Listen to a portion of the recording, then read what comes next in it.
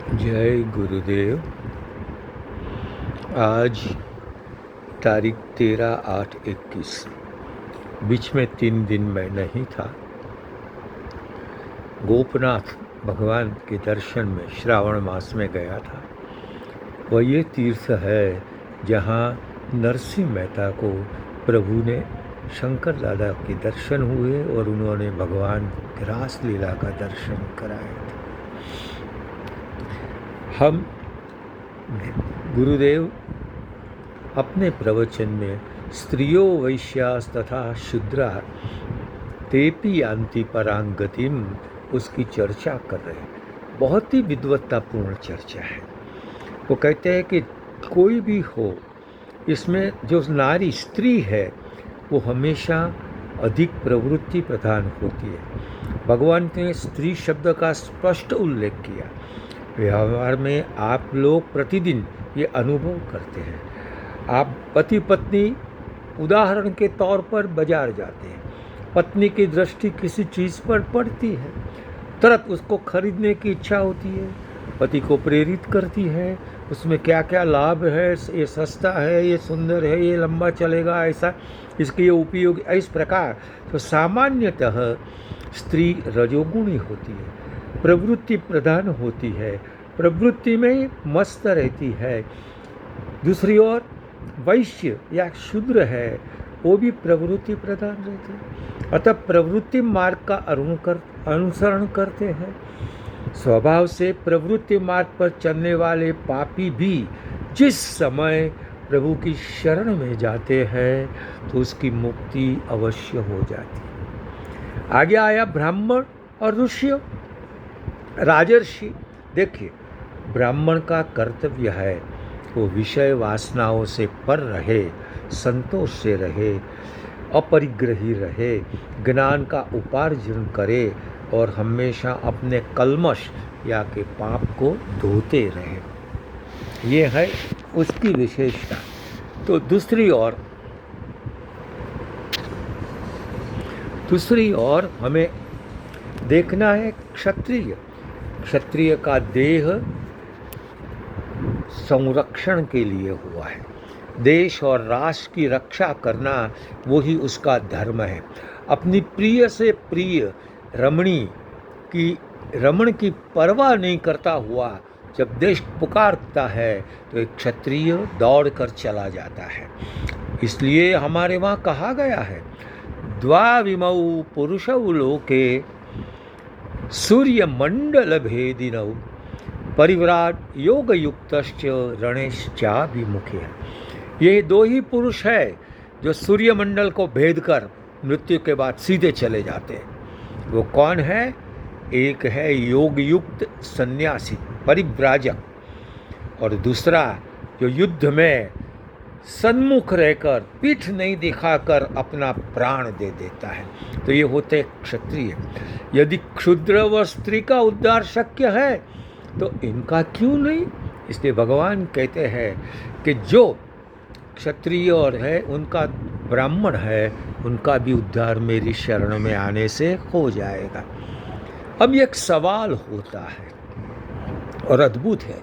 7वें अध्याय में भगवान ने ऐसा कहा कि पापी और मूढ़ लोग मुझे प्राप्त नहीं कर सकते, और यहाँ ऐसा कह दिया कि पापी से भी पापियों को, सुदुराचारी, अत्यंत दुराचार करने वाला हो, पाप योनि वाला हो, स्त्री हो, शूद्र हो, कुछ भी हो, वो मेरी शरण में आते।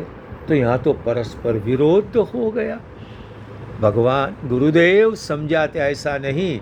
इसकी हमें ये 4 भावनाएं समझनी चाहिए। एक होती है स्वार्थ, दूसरी होती है परम स्वार्थ, तीसरी होती है परोपकार, तथा चौथी होती है परम उपकार की भावना। समझे, मैं धनी हूँ, मैं बंगले वाला हूँ, मेरा समान कोई सुखी नहीं, मेरे पास मोटर है, मेरे पास गाड़ी है, मुझे मोक्ष की भी आवश्यकता नहीं, मुझे प्रभु का स्मरण भी करने की क्या ज़रूरत है। ऐसी विचारों से जो जीता है वो स्वार्थी प्रथम प्रकार का होता है। दूसरा होता है, मैं मेरे परलोक नहीं बिगाड़ूंगा, चाहे मैं नंगा रहूं, भूखा रहूं, दीन हूं, हीन हूं, अपमानित हूं, लेकिन चारों ओर से विपत्ति आए, चाहे दरिद्रता पिशाची नग्न नृत्य करती रहे मेरे सामने, मैं अपने परलोक के साधन पर रहूंगा, उसको मैं नहीं बिगाड़ूं। उदाहरण के तौर पर लीजिए महाराजा हरिश्चंद्र, उसको अपना परलोक सुधारना था। अपनी पत्नी आई, मृत पुत्र को लेकर आई, किसी का भी हृदय द्रवित हो जाए, आंख में आंसू आ जाए ऐसी दशा, लेकिन राजा हरिश्चंद्र अपने परलोक की चिंता में थे। मैं असत्य आचरण करूंगा तो मेरा परलोक बिगड़ेगा। तो ये है दूसरा प्रकार, जिसको हम परम स्वार्थ कहते हैं। तीसरा होता है परोपकारी जीव, तो दूसरे पर उपकार करने के जीता है। प्राणी को दुख संतप्त देखकर, नरसिंह मेहता ने जो गाया ने, वैष्णव जन तो तेने रे कहिए, पीड़ पराई जाने रे। बस तो पर की पीड़ा जानकर दूसरों के लिए, उसको सुखी करने के लिए वो काम करता है, वो परोपकारी है।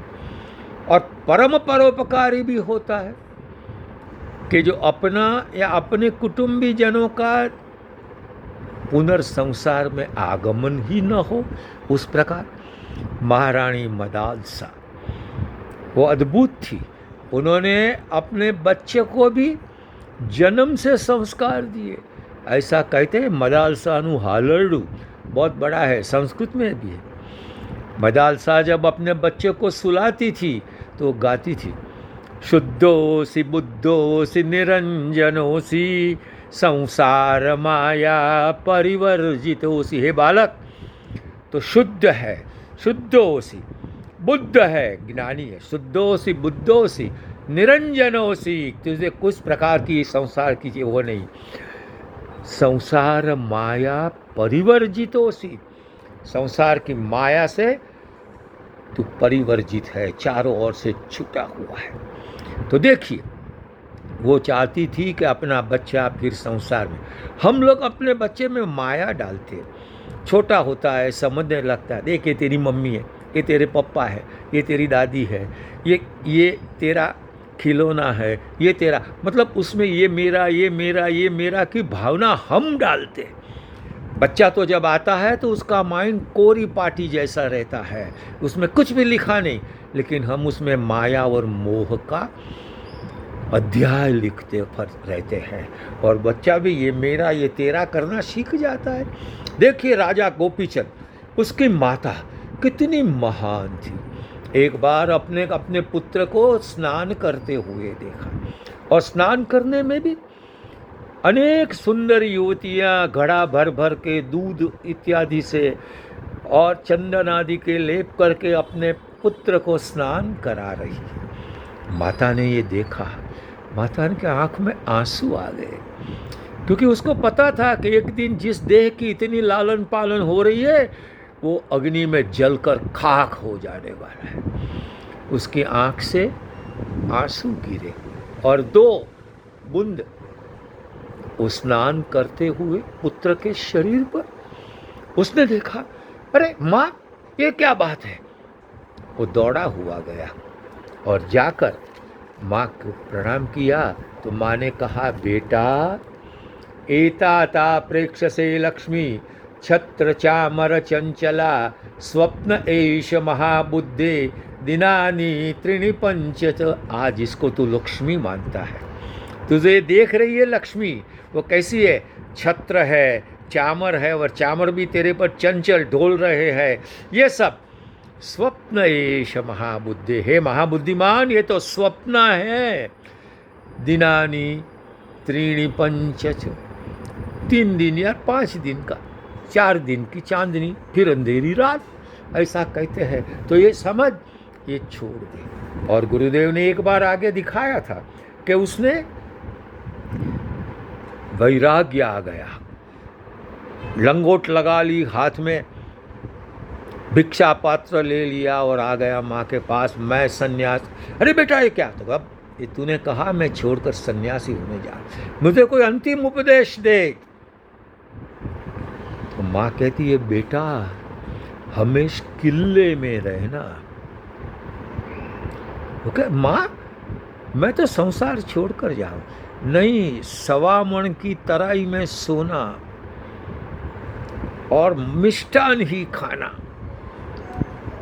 कहता है माँ तू समझ, मैं ये संसार को छोड़कर जा रहा हूँ। तो बेटा इसलिए ही मैं कह रहा हूँ, तू सोच नहीं समझ नहीं। देख, मिष्टान्न खाना यानी जब बहुत बहुत भूख लगे तब खाना, तब तक खाना ही नहीं। तो सूखा रोटला भी मीठा लगेगा। उसी प्रकार खूब थक जाए तब ही सोना। तो धरती, केवल धरती और बाहु पर, ये बाहु का, हाथ का एक उसी का बना के सो जाना, अच्छी नींद आएगी, वो 1.25 मण की तराई से भी श्रेष्ठ होगी।